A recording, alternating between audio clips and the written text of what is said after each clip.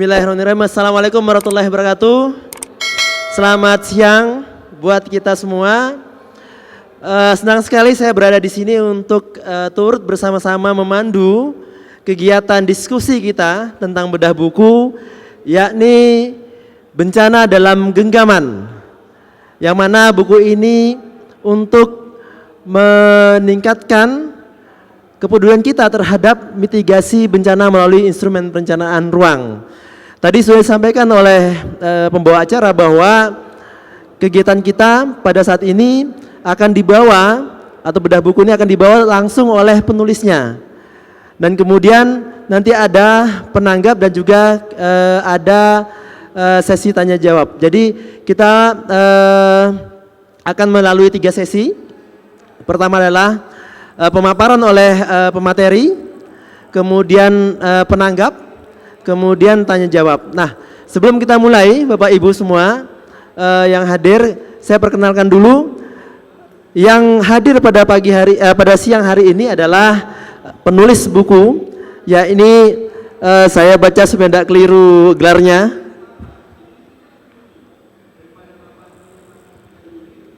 Insinyur Irwan Susilo ST.MT IPM. Beliau adalah geolog yang berprofesi sebagai konsultan dan juga sebagai Ketua Dewan Pengurus Provinsi Ikatan Nasional Konsultan Indonesia atau INKINDO. Yang kedua adalah Bapak Insinyur Junior Ilham PRD ST.MT. Beliau adalah planner perencana wilayah dan kota yang berprofesi sebagai profesional penataan ruang, berlisensi di Jawa Timur domisilinya. Untuk itu saya panggil dulu kedua pembicara yang merupakan penulis buku ini. Silahkan Bapak Irwan Susilo dan Bapak Junior Ilham.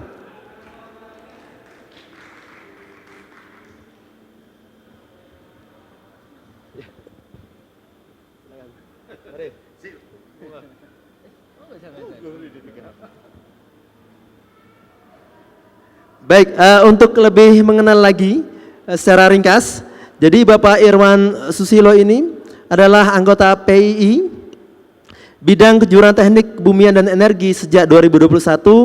Beliau juga Ketua Masyarakat Geologi Teknik Indonesia MGTI periode 2021-2024. Kemudian beliau juga tersertifikasi berkompetensi atau kompetensi sebagai ahli media, geoteknik dan asesor tenaga ahli konstruksi. Dan juga banyak sekali ya kiprah beliau di bidang geologi. Beliau dulu pendidikan Magister Teknik Perencanaan Kota di ITS Surabaya tahun 2006.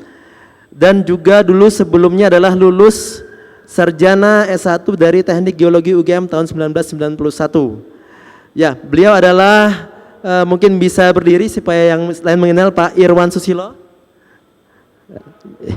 Baik, kemudian tadi Bu Junior Ilham sudah kami perkenalkan, namun demikian bisa saya lebih rinci lagi. Beliau ini dulu juga sebagai asesor BNSP, betul Pak ya? Dan juga beliau pernah menjabat Sekretaris BSAP INKINDO Jatim dan Ketua Bidang Sertifikasi IAP Indonesia tahun 2015 sampai 2019.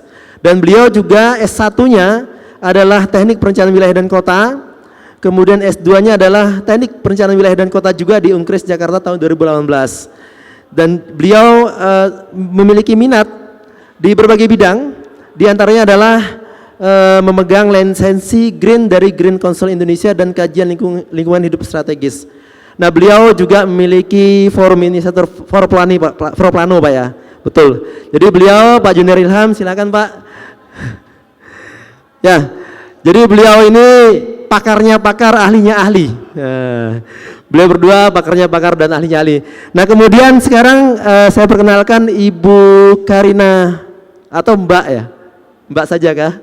Ya, Mbak Karina, Mbak Karina Pradina Tucunan ST, MNIAP, Ikatan Ahli Perencanaan. Silahkan maju ke depan, Mbak.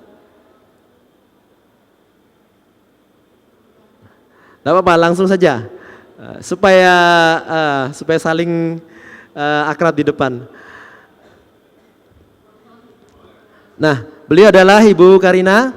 Beliau ini dosen di PWK ITS, Institut Teknologi 10 November Surabaya, dan beliau juga kandidat PhD. Amin. Kandidat PhD, beliau studi di Australia. Nah, semoga sukses dan lancar Mbak Karina studinya ya. Baik. Jadi beliau S1 dan S2-nya juga di bidang perencanaan wilayah dan kota. Jadi beliau ahli juga. Baik, saya rasa kita bisa mulai. Sekali lagi kita bagi sesi ya, karena waktu nanti kita dibatasi dengan ketat karena ada acara lagi ya Pak ya, tidak salah setelah ini. Pertama kami beri kesempatan masing-masing mungkin 15 menit atau maksimum 20 menit buat penulis buku. Dan juga nanti setelah itu kita lanjut dengan kegiatan berikutnya. Baik, untuk itu saya persilahkan kepada penulis buku, mungkin monggo, siapa dulu? Pak Irwan dulu? Oke, monggo, silakan Pak Junior Ilham dulu. Baik, silahkan, ruang dan waktu saya berikan. Terima kasih.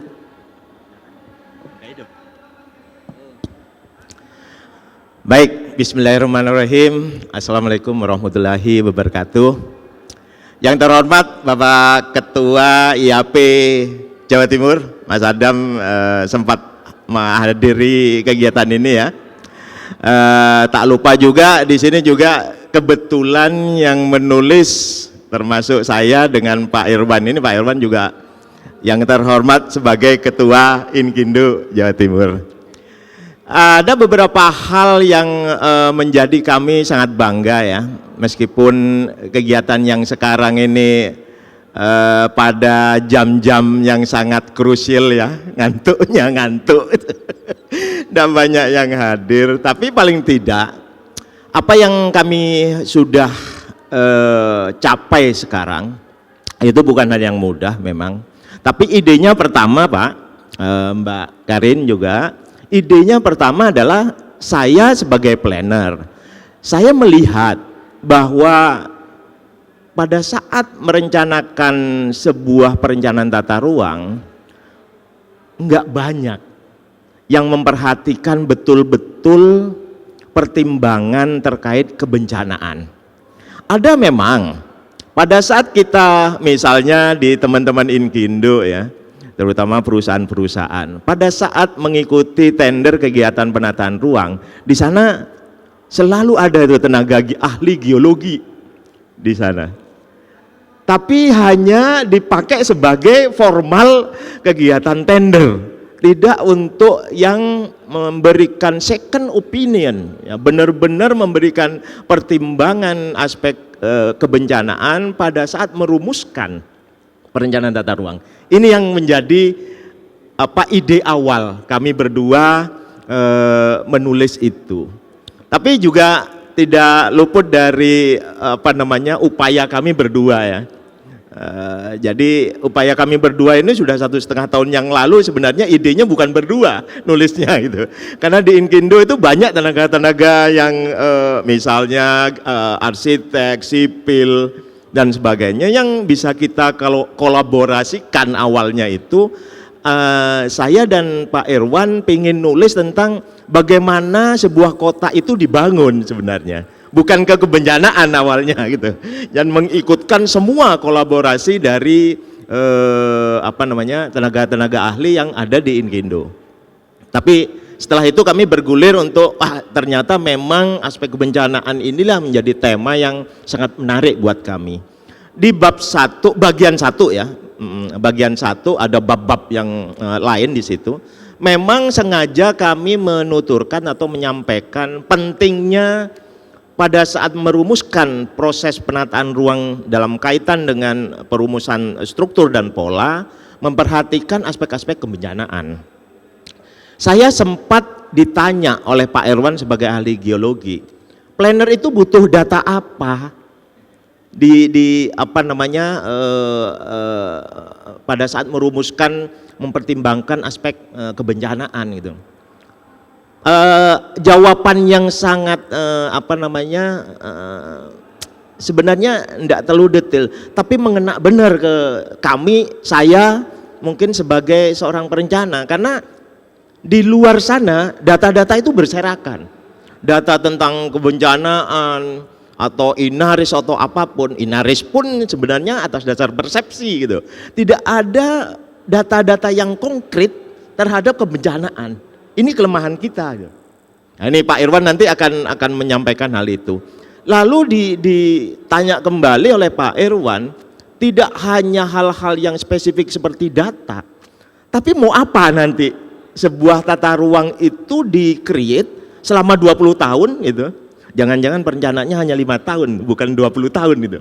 Karena kita sudah sampai pada jawaban awal dari Pak Irwan, nanti akan menjelaskan itu. Jawaban awal, oh kalau begitu kita harus simulasi nih. Pada sebuah kawasan tertentu misalnya yang kita rencanakan tata ruangnya, bagaimana kalau di situ kawasannya kawasan pantai dan punya potensi tsunami misalnya. Ini salah satu contoh. Pak Irwan langsung memberikan sebuah ide-ide untuk, wah ini harus diwujudkan, bukan hanya ngecap, bukan hanya omongan, bukan hanya teori, tapi kita simulasikan. 50 tahunan, 10 tahunan, seberapa besar sebenarnya pengaruh terhadap lahan ataupun ruang yang ada di situ. Terbayang di kami sebagai perencana, oh ya berarti benar nantinya akan ada skenario pentahapan. Paling tidak nantinya akan ada semacam penentuan lokasi, misalnya untuk lokasi mitigasi atau berkumpulnya titik kumpul dari masyarakat pada saat kejadian bencana. Hal yang paling kami salut Pak Irwan juga, di bagian 2 Pak Irwan nanti akan menyampaikan sudah mengarah kepada next, bagaimana sebuah pemikiran kemitigasian ini didekati dengan teknologi. Misalnya nih, kita mikir gempa itu satuannya detik, satuannya bisa menit yang lebih global ya, yang lebih panjang. Misalnya nih, nanti akan diceritakan juga kereta api cepat. Begitu dia ada sliding terkait dengan kebencanaan itu, bahwa di situ ada patahan-patahan yang melintasi kawasan tersebut, itu layernya bukan layer pertama loh yang membuat bahayanya. 2 dan 3 ini akan dijelasin. 2 dan 3 layernya itu bencana yang paling berpengaruh. Bagaimana dengan 350 km per jam si kereta cepat ini, dengan kejadian ada bencana gempa sedikit saja udah bisa membalikkan semuanya. Ini hal yang memang harus dipertimbangkan, apalagi kemarin di patahan yang baru di kawasan yang di jalurnya kereta cepat, ternyata ya itu ada diketahui sesuatu patahan yang baru itu. ini luar biasa gitu. Sama dengan Surabaya dulu, seakan-akan wah enak nih, nggak ada jalur patahan di sini. Ternyata ada gitu. Dan ngelewati dekat rumah saya sana. Nah ini juga kebencanaan ini menjadi pertimbangan. Ada hal-hal yang sangat spesifik yang nanti bisa menjadi pertimbangan pada saat rumusan-rumusan dari proses penataan ruang. Terakhir di bagian ketiga buku ini, saya dan Pak Irwan berupaya mendekatkan aspek hukum dari aspek kebencanaan ini, bagaimana yang terkait dengan kebencanaan itu mendapatkan kepastian, terutama masyarakat, ya, terutama masyarakat. Bagaimana masyarakat pada saat kejadian bencana, siapa berbuat apa dan masyarakat dapat apa, penggantiannya apa, itu juga sudah pasti sudah ada aturan-aturan yang jelas tentang itu. Sampai misalnya kita sebagai tenaga ahli itu punya kewajiban untuk rangkaian dari mitigasi itu. Itu secara lengkap diceritakan di bagian ketiga. Sungguh sangat menarik buku ini, tapi lagi-lagi buku ini memang tujuannya hanya satu sebenarnya, khusus untuk saya pribadi, itu memperlebar kegemaran untuk menulis gitu. Biasanya saya pada saat senggang itu selalu note itu banyak isinya tentang tulisan-tulisan, dan saya kumpulin beberapa tulisan yang memang berkaitan dengan apa yang menjadi tren dari kegiatan kita. Jadi teman-teman planner juga ataupun teman-teman di Inkindo sekalipun, Ya kita memang negara yang sangat kurang ya literasi tentang nulis ini, apapun bidangnya gitu. Ini yang kita harapkan ke sana. Saya kira itu Pak Indra. Terima kasih. Ya, terima kasih. Tadi dari Pak Junior Ilham, saya pikir ini prolog yang sangat baik ya untuk menceritakan apa sih pemikiran yang melatar belakangi dari buku ini. Concern kita seperti apa? Karena bagaimanapun bencana ini semakin lama semakin menjadi tren. Bapak Ibu, kita semakin sering mendengar berita tentang bencana, maka kita harus segera bergerak. Apapun bidang kita, termasuk bidang perencanaan wilayah dan kota. Nah, sebelum beranjak ke pembicara kedua, saya ingin menyampaikan selamat datang dan terima kasih kepada audien yang baru datang dan ikut di dalam kegiatan ini. Mudah-mudahan kegiatan ini nanti dapat bermanfaat lebih banyak buat kita semua. Baik, baik Pak, tadi disampaikan oleh Pak Junior Ilham bahwa di dalam buku ini ada perlunya, kalau saya tangkap ya, setidaknya saya simpulkan perlunya sudut pandang dari ilmu selain perencanaan juga. Dan sebenarnya kalau dibicarakan ilmu perencanaan adalah ilmu yang memang mengambil sudut pandang itu tadi. Ya, sebenarnya kan begitu Pak ya. Jadi tidak berdiri sendiri harusnya. Baik, mungkin tidak perlu banyak kata, saya langsung ke Pak Irwan Susilo. Pak, kira-kira bagaimana tentang geologi dan juga dari sudut pandang Bapak terhadap kebencanaan yang mungkin ada di dalam buku ini secara ringkas. Silakan Pak. Ya, terima kasih Mas Indra. Assalamualaikum warahmatullahi wabarakatuh. Saya diajak Pak Junior Ilham itu karena sebenarnya ini berawal dari kolaborasi ya, kolaborasi di proyek begitu ya, proyek-proyek.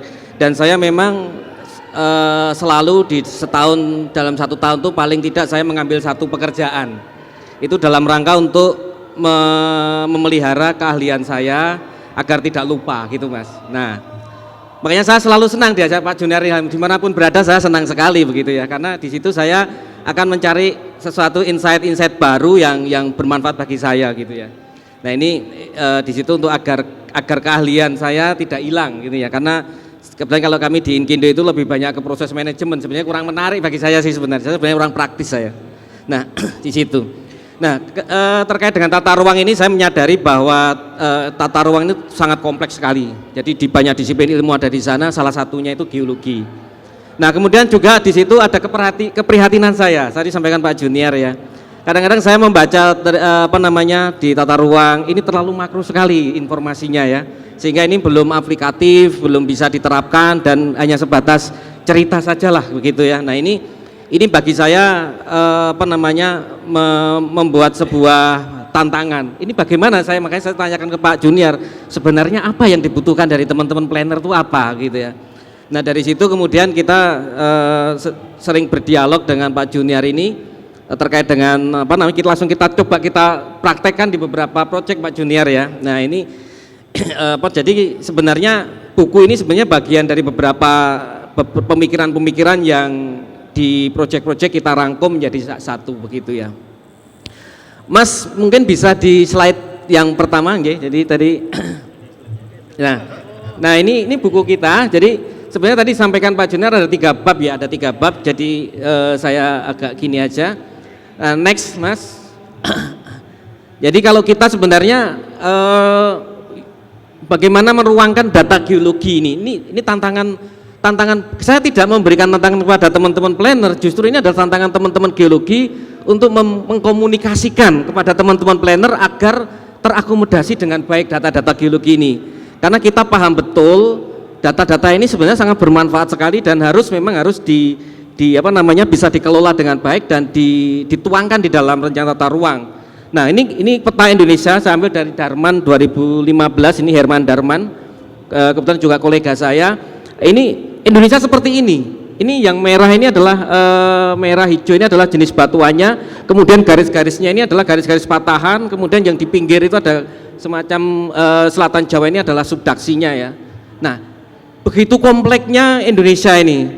Nah makanya ketika Belanda datang ini di abad 16 kemudian di pertengahan abad 17 itu kita baru melakukan pemetaan oleh VOC itu ya. Itu artinya waktu itu mungkin belum tersistem dengan baik ya, jadi masih lokal. Kemudian ini tujuannya adalah untuk mengetahui sumber daya alamnya, kemudian juga untuk mengetahui bagaimana pembangunan infrastruktur kaitannya dengan eksploitasi sumber daya alam itu, kalau mereka kan penjajah waktu itu ya. Kemudian juga terkait dengan keselamatan. Jadi mereka membuat menggunakan data geologi ini. Sebenarnya pembangunan infrastruktur itu sudah dari zaman VOC, dilanjutkan di zaman Hindia Belanda ya. Salah satunya untuk menghindari banjir Surabaya, Bengawan Solo di Sudet ke arah Ujung Pangkah, kemudian Kali Surabaya diarahkan ke Porong. Ini kan salah satu fungsi dari pemetaan untuk menyelamatkan kota Surabaya. Nah, ini sebenarnya sudah dilakukan lama gitu ya. Cuma memang kepentingan tertentu, dan pada saat ini lebih masif lagi. Next Mas. Nah, ini keberadaan geologi di dalam tata ruang sebenarnya cukup diatur, cukup jelas sekali begitu ya. Mulai dari Undang-Undang Dasar 45 terkait dengan pengelolaan sumber daya alam yang itu harus menjadi bisa dinikmati seluruh masyarakat bangsa dan negara, itu pasal 33, sampai turunannya di PP turunan di Undang-Undang Cipta Kerja ini ya. Nah, itu sebenarnya sudah ada semua di tata ruang juga ada, kemudian juga terkait pula di dalam Undang-Undang Lingkungan ya, perlindungan dan lingkungan Undang-Undang 232 2009 itu, kemudian di kelautan juga ada juga yang kaitannya dengan bagaimana keselamatan terkait dengan penataan ruang laut begitu ya. Nah, ini sebenarnya sudah ada semua. Kemudian dalam berbagai skala. Nah, next. Permasalahan yang ada itu di kita itu data-data kita itu sangat tidak sangat tidak lengkap tadi itu. Jadi secara makro ada tetapi tidak lengkap. Nah, ini yang menjadi permasalahan. Kemudian juga skalanya sangat kecil sekali. 1:100.000, 1:500.000, ada yang 1:1 juta. Nah, ini informasi-informasi yang sebenarnya tidak bisa kita gunakan secara langsung. Padahal perencanaan kita ada di 1:75 begitu ya. 75.000 atau mungkin sekarang kita punya base map 25.000, kita gunakan 25.000 sampai. Nah, ini menjadi tantangan kita. Jadi ada gap, ada informasi yang sangat skala kecil tapi harus kita lompatkan untuk kita gunakan menjadi di dalam skala 1:25.000, 75.000 itu ya. Nah, ini tantangan kita ada di sana. Nah, di geologi adalah membuat model seperti ini.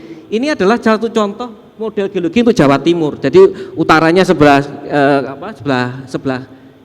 kanan kita ya, kemudian kiri ini adalah selatan. Ini ada gunung, ada pegunungan selatan, ada sungai, nah di bawahnya seperti. Nah, ini model geologi yang harus kita pahami kalau bagi teman-teman geologi. Untuk ini nantinya tidak mungkin ini diberikan kepada teman-teman planner, nanti tidak bisa baca gitu ya. Nah, informasi ini menjadi informasi planner, inilah yang harus dijembatani oleh seorang ahli geologi. Nah, buku ini saya coba untuk mendekati semacam itu ya. Nah, ini yang terjadi sekarang ini, kadang-kadang informasi geologi langsung diberikan ke planner ini Mas Indra. Nah, ini yang akhirnya menjadi tidak bisa terkonek, tidak bisa dimanfaatkan itu ya. Next. Nah, di dalam geologi itu ada namanya sumber daya, kemudian juga ada sumber daya, kalau kita lihat secara umum ya, sumber daya air tanah, mineral, geologi, lingkungan geologi begitu ya. Kemudian juga ada bagaimana pemanfaatannya. Jadi ini adalah model sederhana untuk bagaimana kita melihat sumber daya kemudian dengan kontribusi terhadap sosial ekonominya. Nah, ini yang seringkali terjadi konflik pemanfaatannya itu ada di sana. Contohnya ini adalah kota Bangkok ya, yang di sebelah kanan itu adalah Bangkok. Bangkok ini mengalami subsidence seperti Jakarta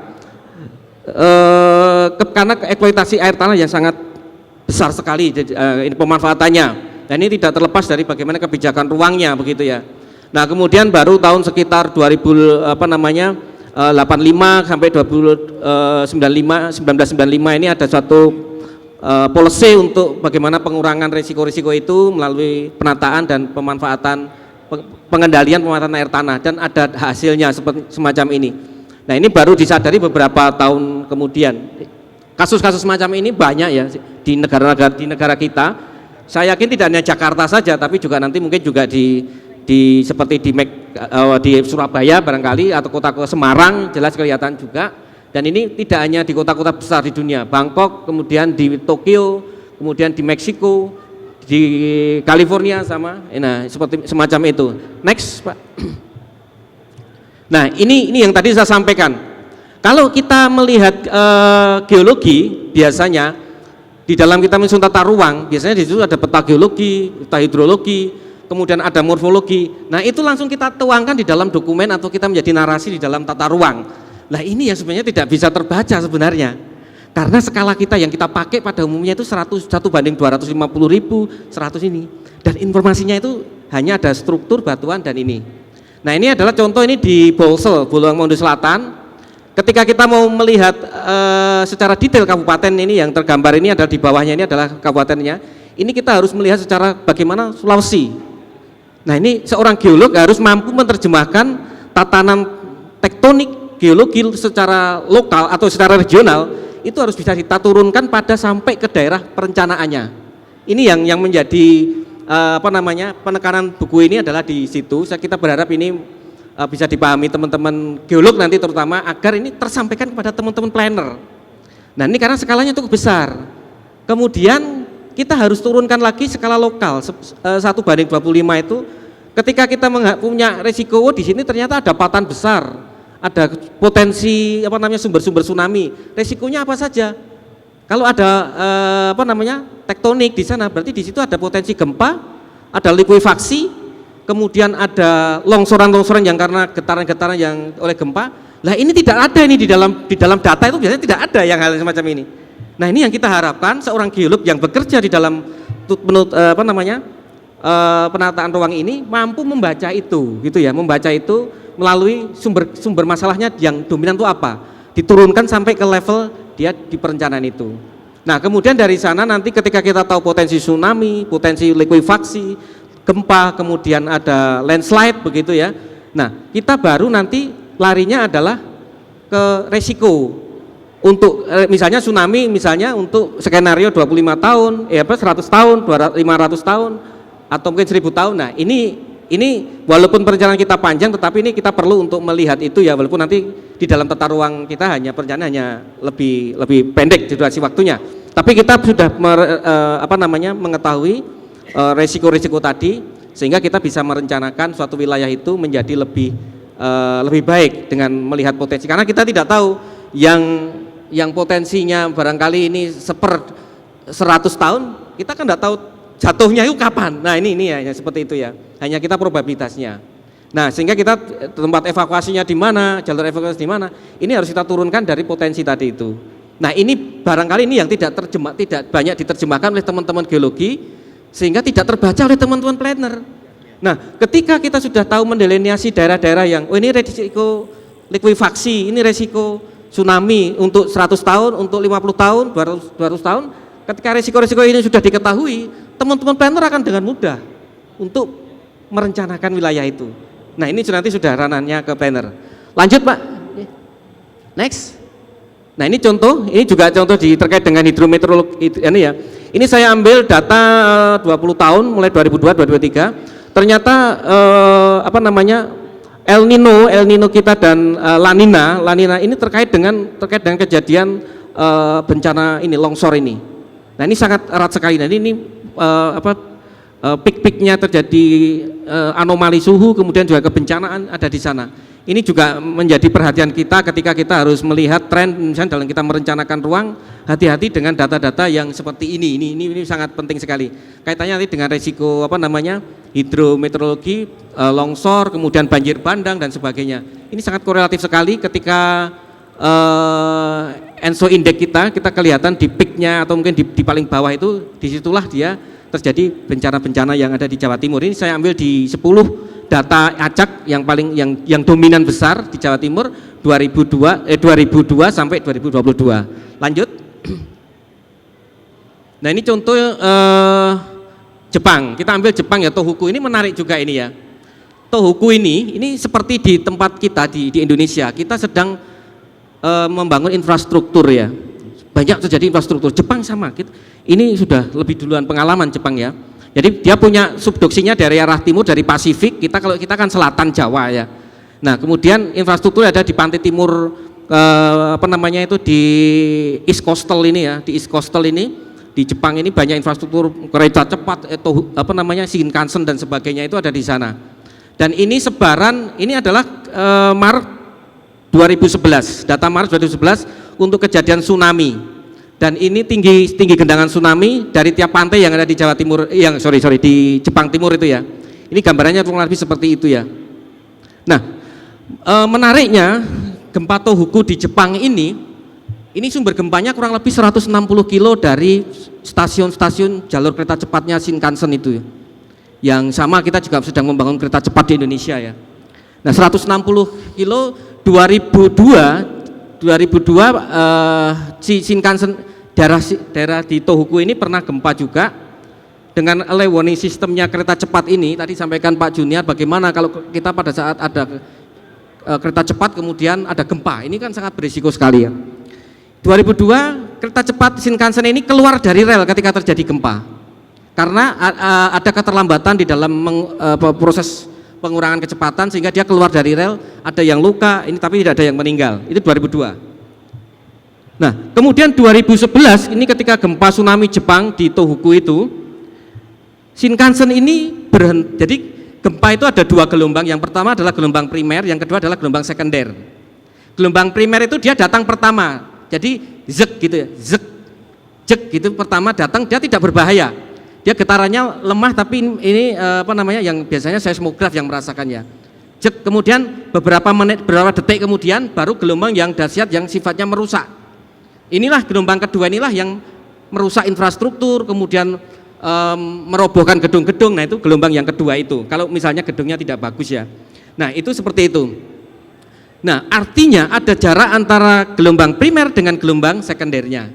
Di gelombang di kedua gelombang ini Shinkansen di Maret 2011 itu berhasil berhenti sebelum gelombang kedua itu terdeteksi oleh seismografnya Shinkansen. Artinya apa? Dia berhenti sebelum gelombang kedua datang. Nah ini kan luar biasa sekali. Nah permasalahan di kita, apakah kereta cepat kita sudah sampai ke taraf itu begitu ya? Nanti kita coba lihat. Shinkansen sumber gempa dengan Shinkansen jalurnya itu kurang lebih 160 kilo.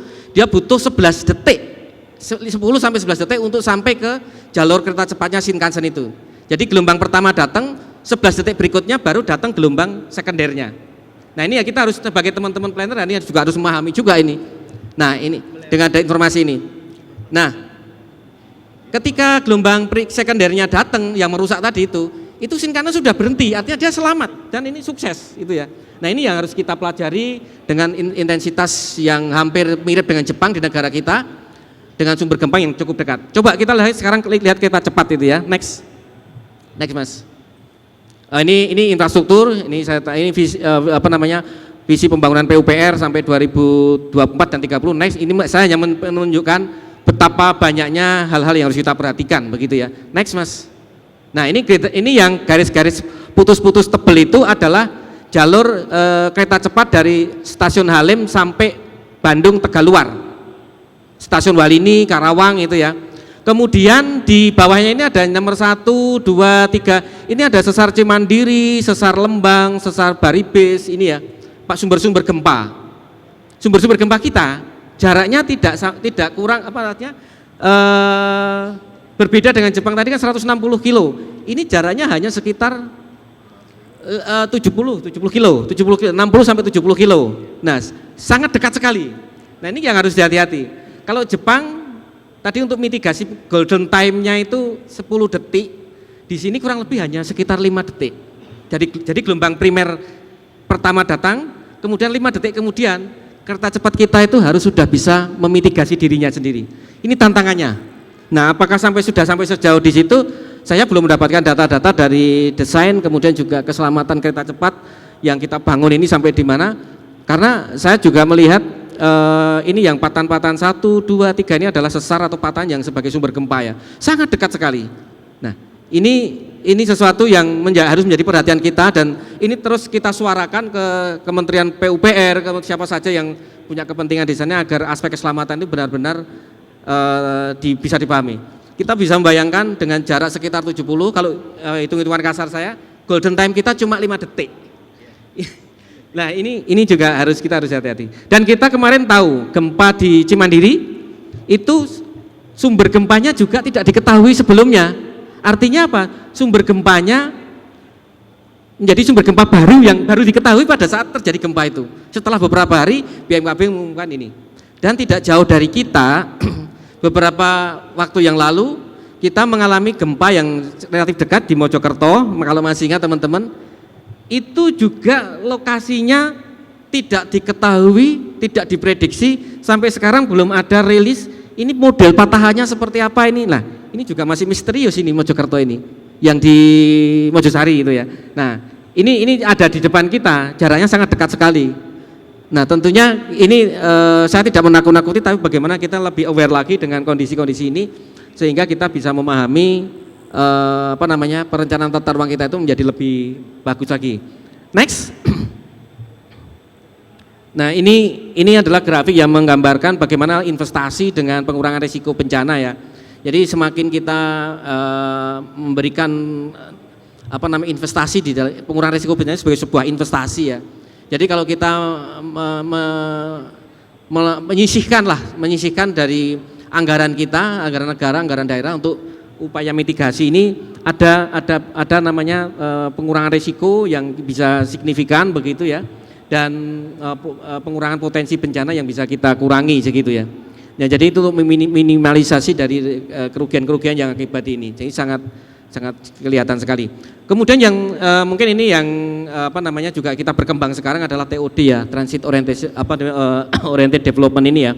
Ini tren pembangunan yang sekarang banyak dijalankan di Jakarta.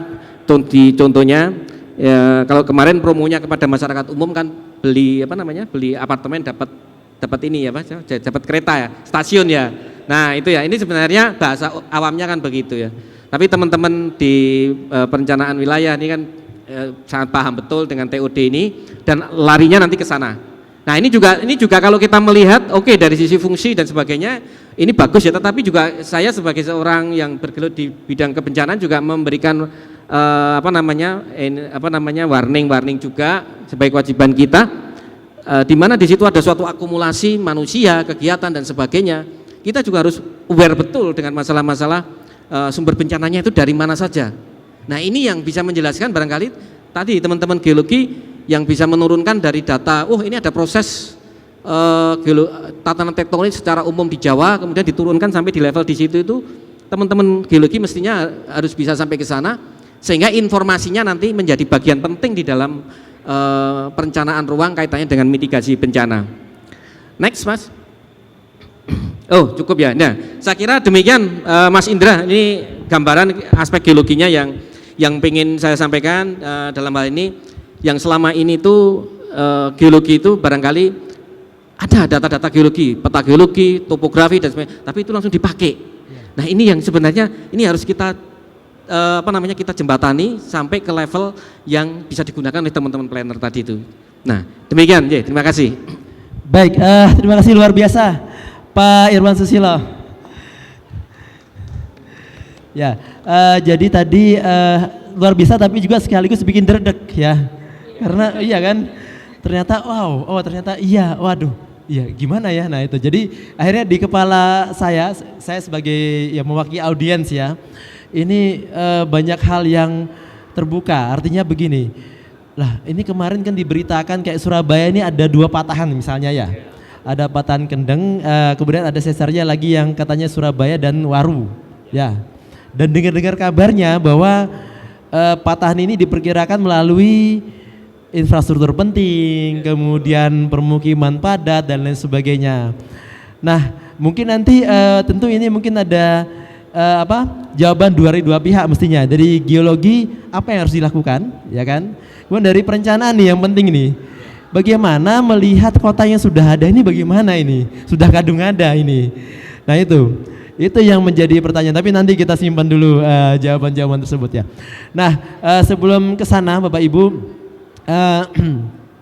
berikutnya nanti saya langsung saja ke penanggap ya, Ibu Karina Tucunan. Jadi Ibu Karina ini adalah Ketua 1 IAP Jawa Timur.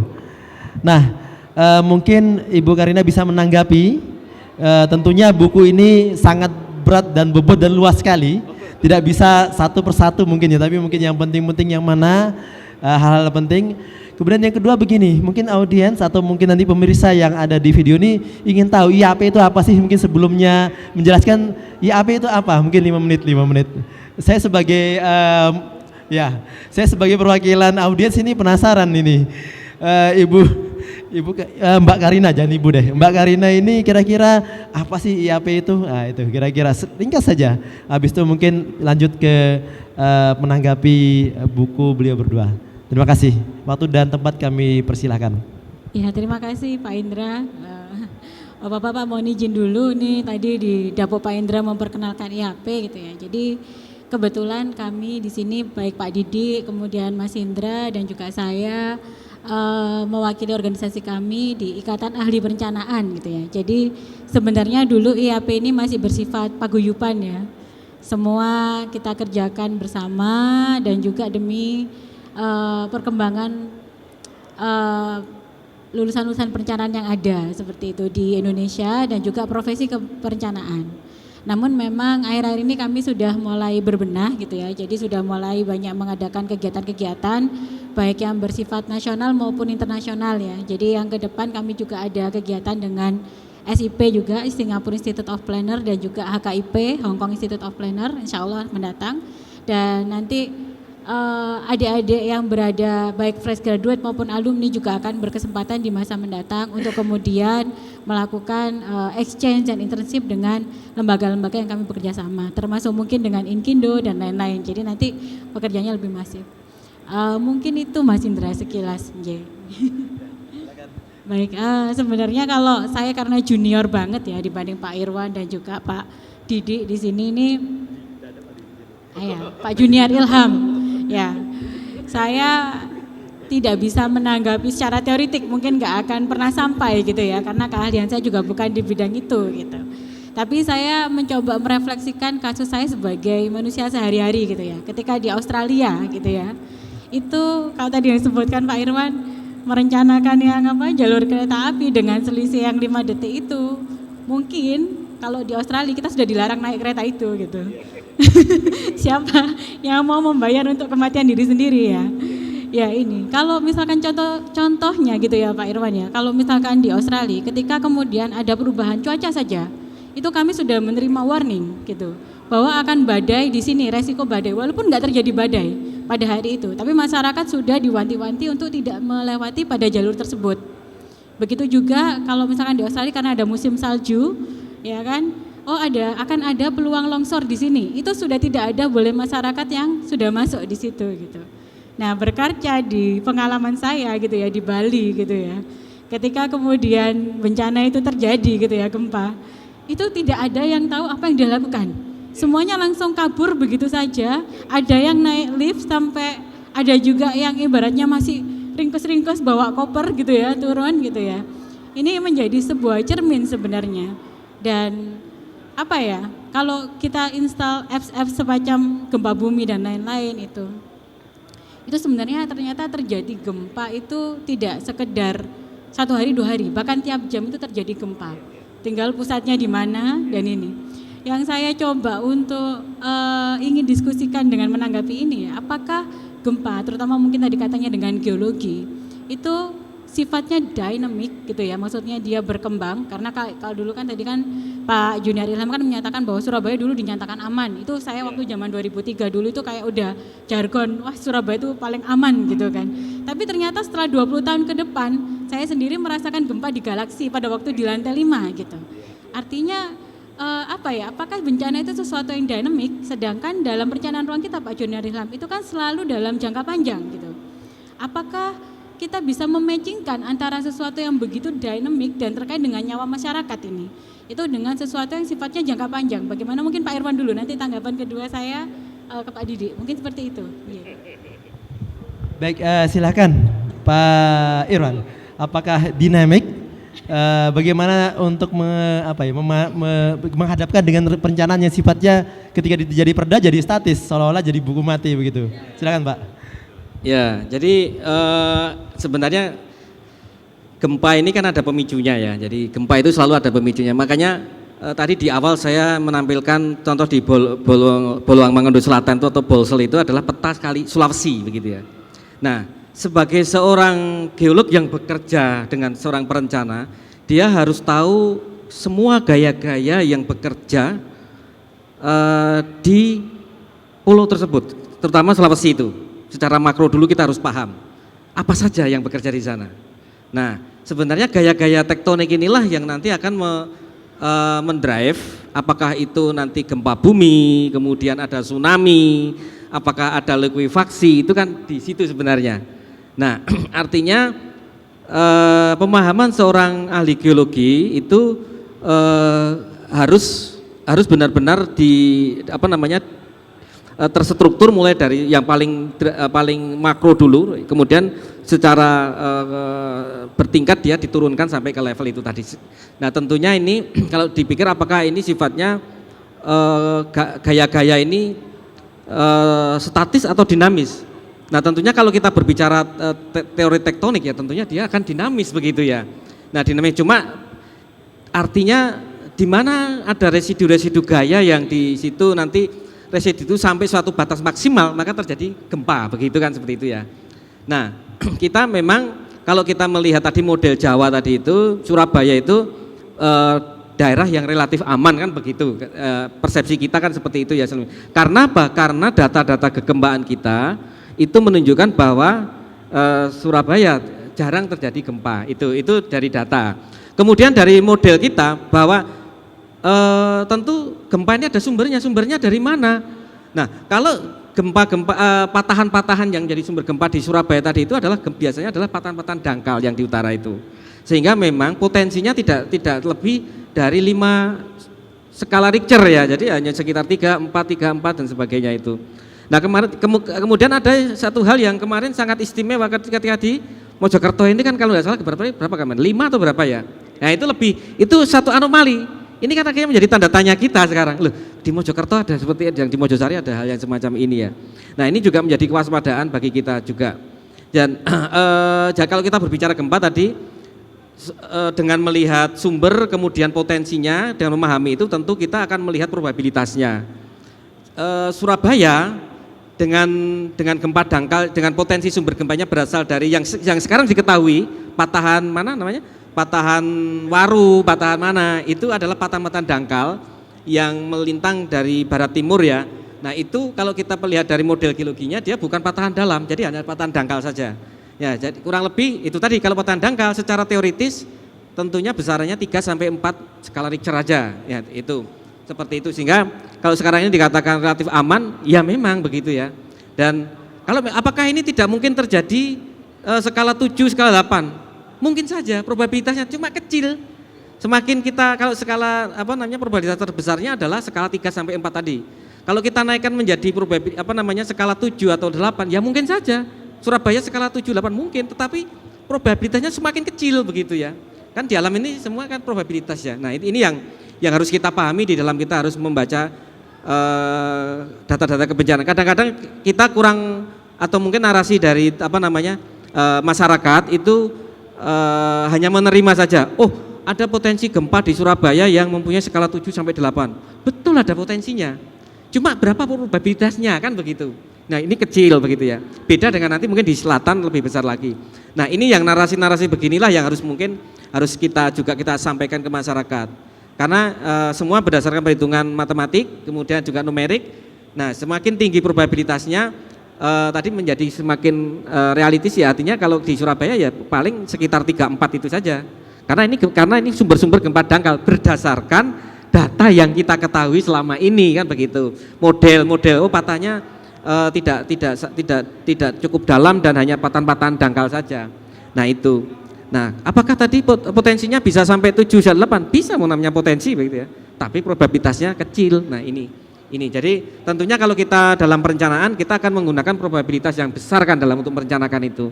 Jadi artinya apa? Selama data yang kita pakai kemudian model-model yang kita yakini berdasarkan literasi tadi adalah kita yakin betul dengan apa yang kita kerjakan, ya itu probabilitas yang paling besar lah yang kita acu di dalam perencanaan. Itulah karena apa? Karena dimanapun tempatnya di Indonesia ini ada tempat-tempat yang sangat beresiko gitu ya. Tidak ada tempat yang katakanlah aman segitu, tidak. Katakanlah IKN ya, IKN katanya bebas dari gempa. Ternyata dia masalah-masalah yang timbul adalah landslide, kemudian ada rembesan dan sebagainya, mengurangi daya dukung ini. Nah, ternyata juga permasalahan juga tidak cukup tidak kalah rumitnya juga, walaupun bukan masalah gempa, gunung api dan sebagainya, tetapi di situ clay yang ini. Nah, hal-hal semacam ini yang barangkali sebagai seorang geolog nanti ketika dia bekerja di tata ruang, dia harus bisa menerjemahkan tadi proses yang makro itu diturunkan sampai ke level di mana perencanaan itu dibutuhkan. Dengan nanti memberikan argumen atau rekomendasi-rekomendasi berdasarkan probabilitas terbesar, resiko-resiko terbesar. Kalau tadi saya katakan Surabaya punya resiko 7 skala sampai 8 skala Richter, tapi probabilitasnya kecil. Nah itu loh, seperti itu ya. Yang terbesarnya mungkin 90% atau 80% ke atas, 95% itu adalah skala 3 sampai 4 skala Richter. Sehingga nanti desain bangunan, infrastruktur, penataan ruang dan sebagainya, ini tentu akan mengacu pada probabilitas yang besar tadi itu. Nah, saya kira demikian nih. Terima kasih. Mungkin dari Pak Junian menambahkan. Iya. Sebenarnya hal yang menarik di sisi saya nulisnya di bab 1 itu justru di situ dinamisnya. Jadi dinamis dari sisi data yang kita butuhin, lalu dinamis dari sisi perencanaan. Karena saya merasa bahwa seperti tadi yang saya sampaikan, Pak Irwan tanya kepada saya data seperti apa yang dibutuhkan.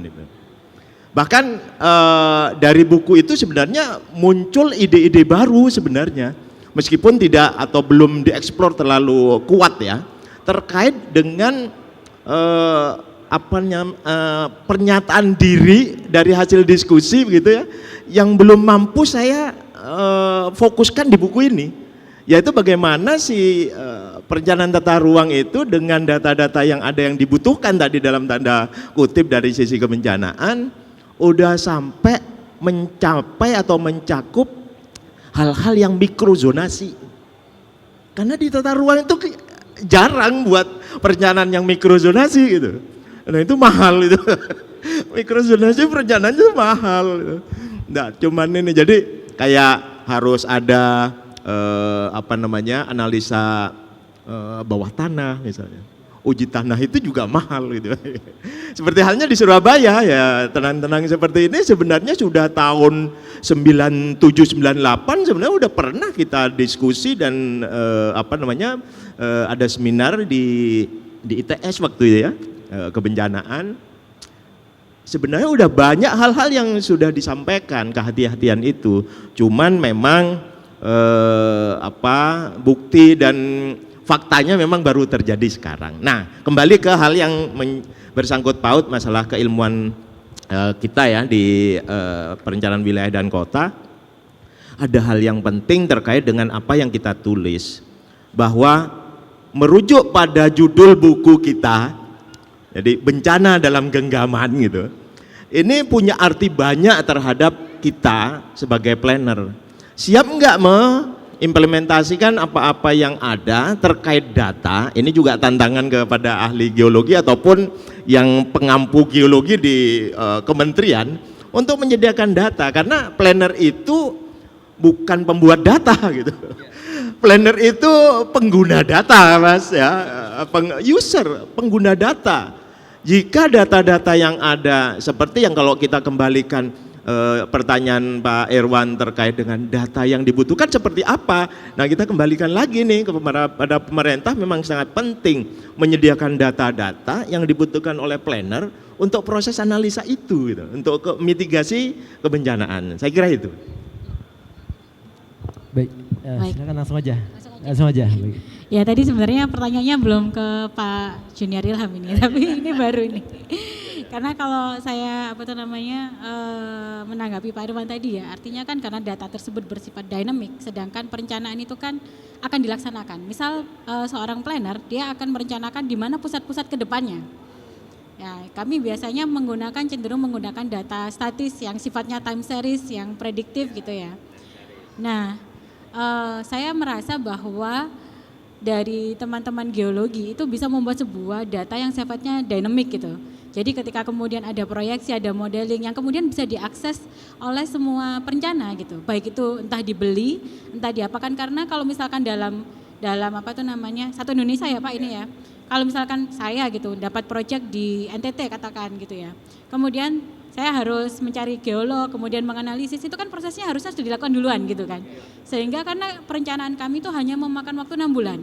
Sehingga itu sangat kesulitan, betul. Sehingga itu harusnya menjadi concern nasional gitu lah, yang kemudian dokumen perencanaannya dan tidak berupa sesuatu yang statistik, statistik dan statik gitu ya.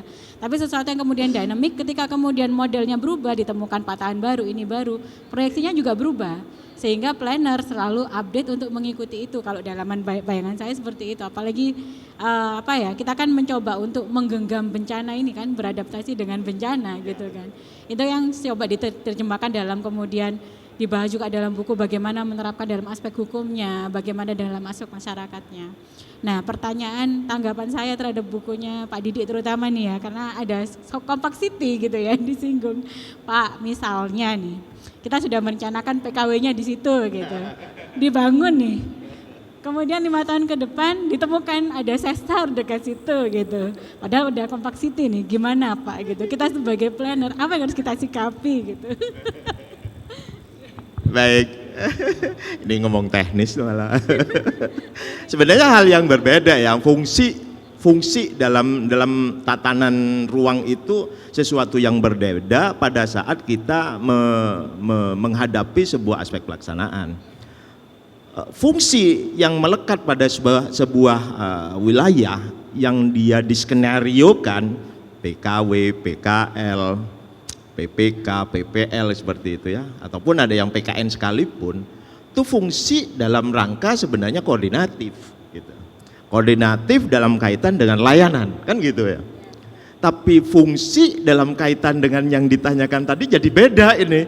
Kalau di sana PKW-nya ada, ternyata lokasi bencana yang pusatnya di situ, ya memang sudah barang tentu mitigasi terhadap itu. Jadi Jepang itu kurang apa bencananya, gitu ya. Jepang itu pusatnya bencana gitu, banyak dan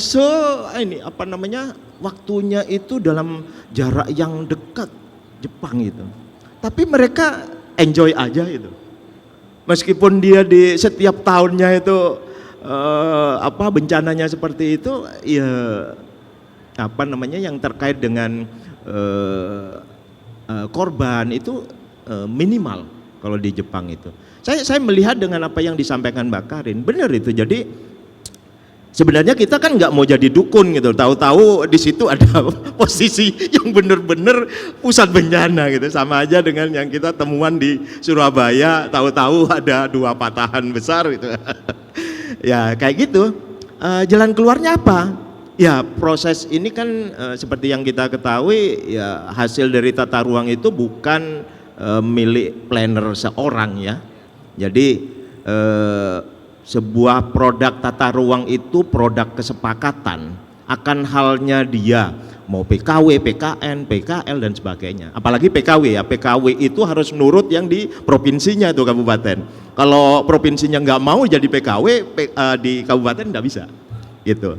Jadi harus ada korelasi ya antar pemerintahan yang mengkaitkan dengan tadi di sana dianggap sebagai sebuah lokasi yang rentan terhadap bencana, sedangkan lokasi itu sekarang jadi pusat layanan. Nah ya kan gitu. Jadi mungkin win-win solutionnya adalah memang di tata ruang pun kan ada evaluasi tuh 5 tahun sekali, ataupun belum 5 tahun bisa dievaluasi. 1 kali dalam 5 tahun bisa dievaluasi. Mungkin treatmentnya di situ ya. Kalaupun memang lokasinya menjadi sesuatu yang diksinya city-city di belakangnya kan banyak itu, smart city dan sebagainya. Smart itu banyak berhubungan dengan hal layanan. Ya, jadi kalau layanannya terganggu pasti ada hal-hal smart yang lain yang akan juga terganggu. Sekarang smart city itu teman-teman di daerah kadang-kadang keliru mengartikan tentang smart city ini.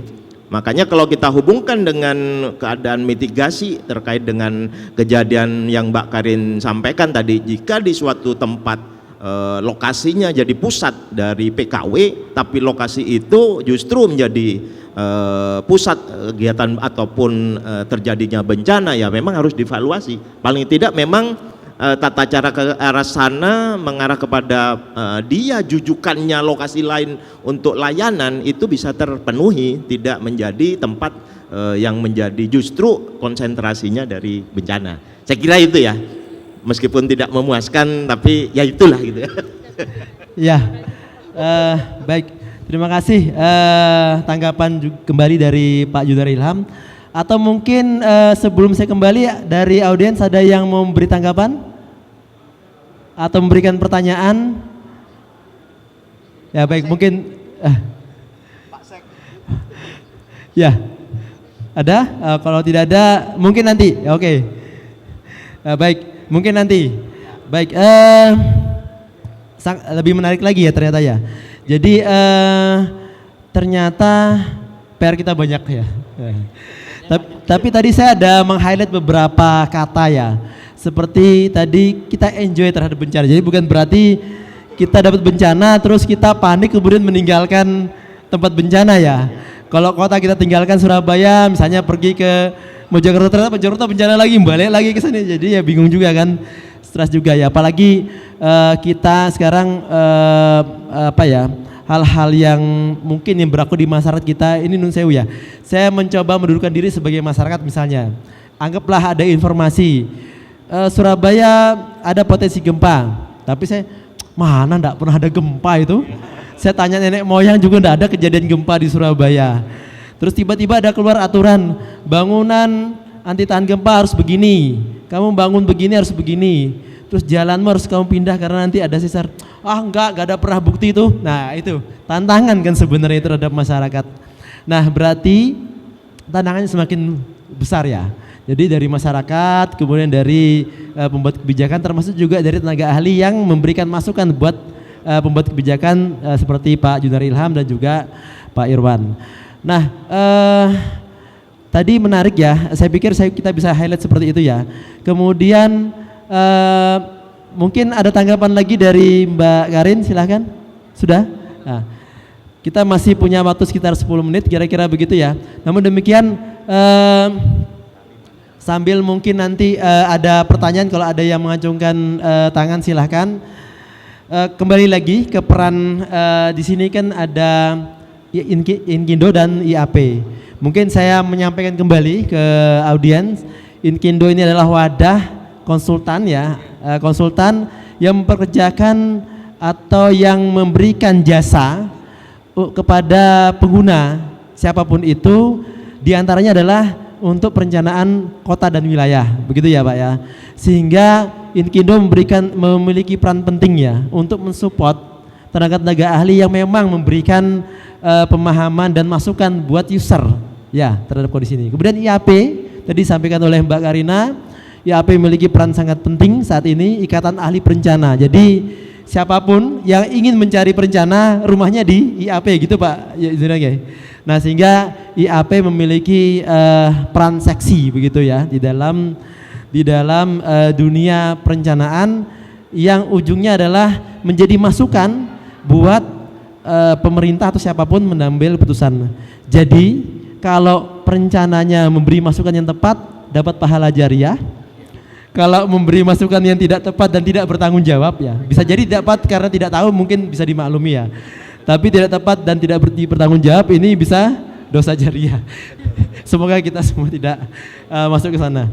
Baik, ya, baik. Mungkin sepatah dua patah kata dari penulis. Saya persilakan pertama Pak tadi Pak Irwan. Pertama adalah apa rekomendasi Pak Irwan terhadap planner gitu, para ahli planologi secara ringkas saja ketika menyusun rencana tata ruang sehingga rencana tata ruangnya memperhatikan kebencanaan.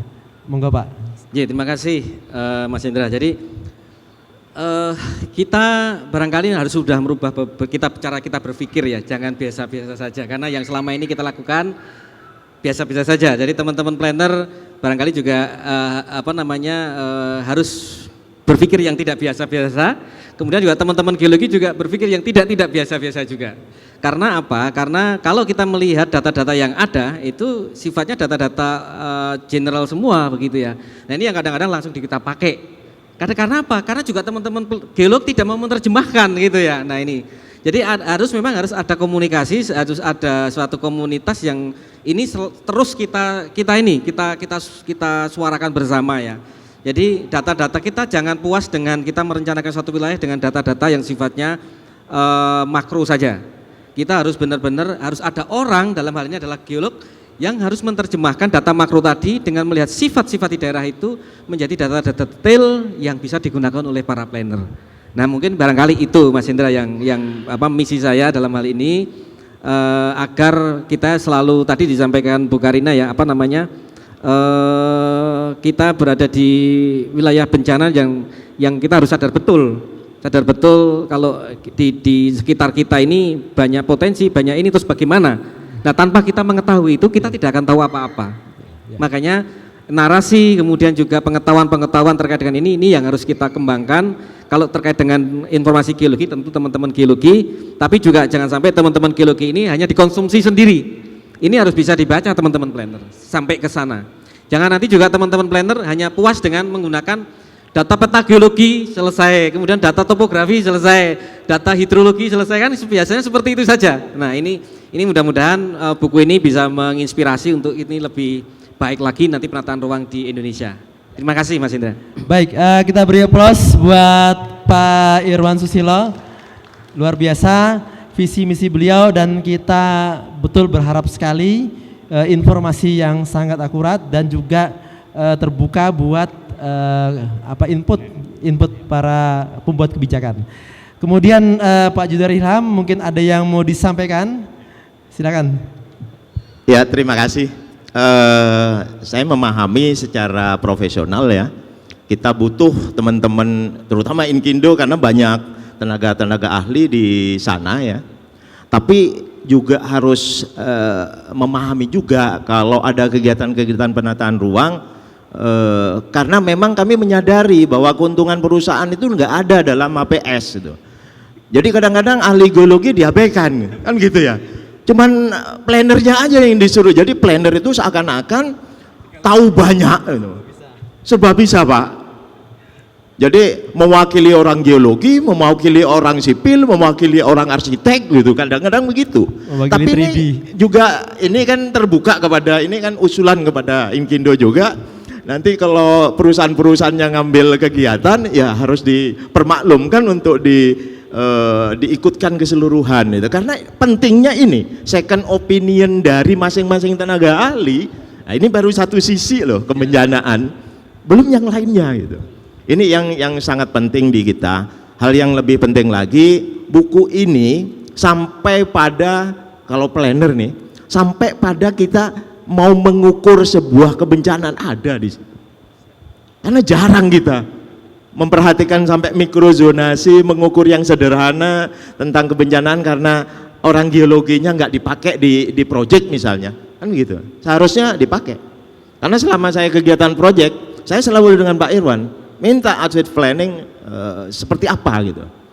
Bahkan di usulan HPS-nya nggak ada orang geologi, saya ngikutkan Pak Irwan untuk second opinion itu.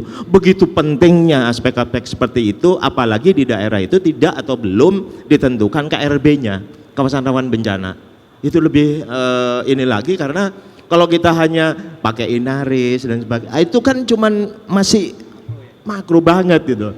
Perlu mikrozonasi, perlu kedetilan, dan semoga buku yang kita sudah telurkan dengan Pak Irwan ini sedikit banyak memberikan inspirasi terutama kepada planner nih ya, terutama kepada planner untuk lebih eksplor lagi, karena ini masih makro sebenarnya. Meskipun saya udah berupaya dengan Pak Irwan mikronya itu, tapi ini masih harus ditindaklanjuti dengan beberapa tulisan-tulisan yang lebih menggelitik lagi untuk membuka wacana perencanaan, dan yang lebih penting adalah kita lebih suka untuk menulis. Itu yang kepada pelayan-pelayan. Terima kasih. Terima kasih ya, luar biasa dari Pak Junaidah Ilham. Dari penanggap ada yang mau disampaikan sudah? Oke, cukup. Baik, demikian Bapak Ibu hadirin pada sore hari ini luar biasa. Yang dibicarakan tadi, yang diskusinya ada di dalam buku Bencana dalam Genggaman. Nah, ini bisa didapatkan di sini nanti Bapak Ibu semua, dan juga mungkin bisa menghubungi Inkindo maupun juga bisa lewat IAP. Nah, lewat IAP juga bisa. Jadi bisa juga kita lanjutkan dengan berbagai macam diskusi dan juga pembicaraan lebih lanjut, karena buku ini tidak mungkin habis dalam waktu 1 jam, 1 hari, 1 bulan. Ya, luar biasa. Sekali lagi applause buat kita semua. Terima kasih kepada pembicara Pak Irwan Susilo, kepada Pak Junaidah Ilham, pembicara sekaligus penulis buku, dan juga kepada Ibu Karina, Mbak Karina sebagai penanggap dan juga sebagai memberikan beberapa kritikan gitu terhadap pemahaman kita terhadap bencana dan penataan ruang. Baik, dari saya sebagai moderator, terima kasih sekali lagi kepada semua pihak dan termasuk juga pada audiens. Dan mohon maaf ketika ada salah, ada kekurangannya. Saya yakin kita semua ingin bertambah lebih baik, dan kita juga berharap agar kota kita menjadi lebih baik, menjadi lebih tahan terhadap bencana, lebih akrab dan bisa lebih beradaptasi lagi dengan kebencanaan. Begitu dari saya. Terima kasih semua. Alhamdulillah. Assalamualaikum warahmatullahi wabarakatuh.